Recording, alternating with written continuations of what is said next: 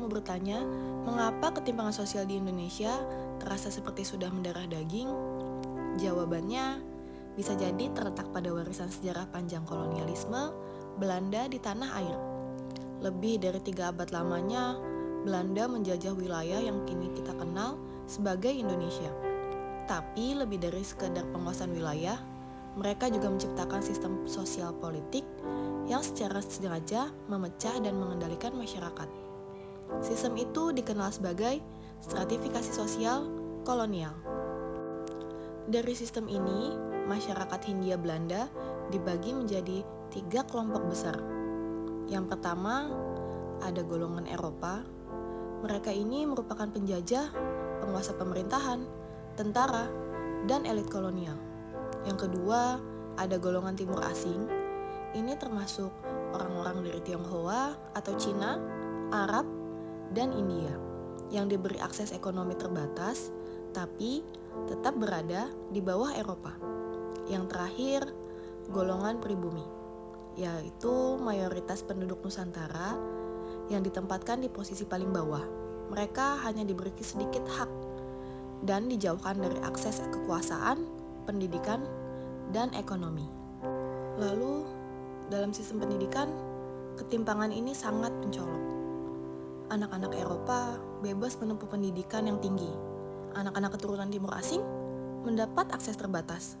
Namun, bagaimana dengan anak-anak pribumi? Mereka hanya boleh sekolah dasar atau bahkan hanya diajarkan baca tulis sekedarnya. Pendidikan ini menjadi alat untuk menjaga hierarki. Pribumi tidak boleh terlalu pintar, karena itu bisa mengancam kekuasaan kolonial. Selanjutnya, bagaimana di bidang ekonomi? Golongan Eropa dan Timur Asing diperbolehkan memiliki bisnis besar, berdagang secara internasional, bahkan mengelola perkebunan. Sementara, pribumi hanya boleh berdagang kecil-kecilan, menjadi buruh tani, atau pegawai rendahan. Sistem ini menciptakan kelas pekerja tetap yang selalu berada di bawah, tanpa peluang mobilitas sosial. Dalam pemerintahan, semua jabatan tinggi seperti presiden, gubernur, hingga jenderal hanya diisi oleh orang Eropa. Kalaupun ada pribumi, biasanya dari kalangan ningrat. Mereka diberikan jabatan simbolis seperti bupati atau wedana. Tapi bukan karena meritokrasi, melainkan karena loyalitas pada Belanda. Dengan begitu, Belanda bisa mengendalikan rakyat dari atas dan dari dalam. Selanjutnya, pada saat Jepang datang di tahun 1942, sistem ini sedikit bergeser. Jepang membuka ruang bagi pribumi untuk ikut dalam pemerintahan sebagai bagian dari propaganda Asia untuk Asia. Meskipun di balik itu ada kepentingan perang, masa ini menjadi awal munculnya elit nasional Indonesia, orang-orang yang kelak memimpin republik setelah merdeka. Lalu, apakah stratifikasi sosial ini hilang setelah Indonesia merdeka? Sayangnya tidak. Struktur sosial politik kolonial masih diwariskan hingga ke masa pasca kolonial.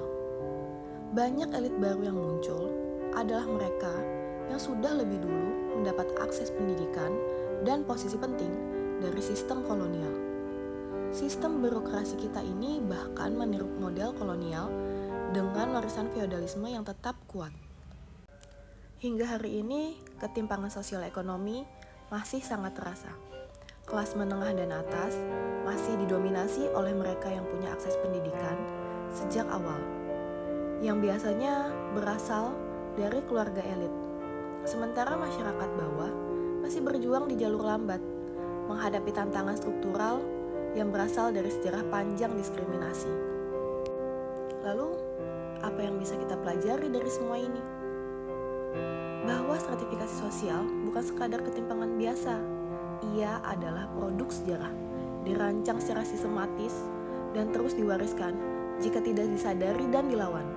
Dengan mengenali warisan ini, kita bisa mendorong lahirnya kebijakan yang lebih adil, pendidikan inklusif, distribusi ekonomi merata, dan sistem sosial politik yang benar-benar terbuka. Masa depan Indonesia harus dibangun bukan dari sistem lama yang menindas, tapi dari kesadaran kolektif bahwa setiap warga negara punya hak yang sama untuk tumbuh dan berkontribusi. Karena merdeka bukan hanya bebas dari penjajah, tapi juga bebas dari ketimpangan yang diwariskannya, termasuk dalam hal mendapat akses pendidikan yang adil dan merata. Seperti wajib sekolah 12 tahun, mulai dari sekolah dasar, sekolah menengah pertama, dan sekolah menengah atas, atau bahkan hingga kuliah. Sebab hanya dengan pendidikan yang setara, kita bisa membuka jalan menuju keadilan sosial yang sesungguhnya.